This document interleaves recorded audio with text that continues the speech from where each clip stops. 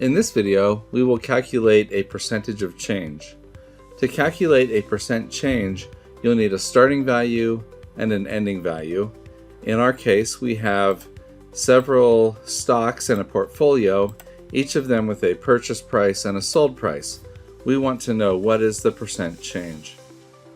The formula for percent change is, in parentheses, the new or final or ending value minus the beginning or old value, and then divided by the old value.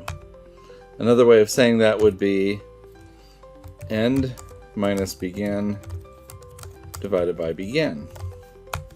So if we look at purchase and sold, we know that our purchase price would be our old value or our beginning value, and our sold price would be our ending value. So now we can create this formula.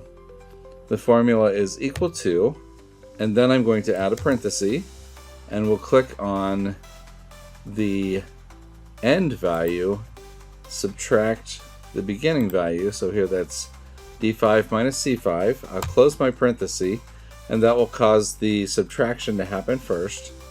And now I'm going to use my divide by, and then click on my beginning value. And when I hit enter, we'll get the percent change. I can change that quickly to a percent. Let's add 2 decimal places. And I can copy that down. Here's my percent change formula.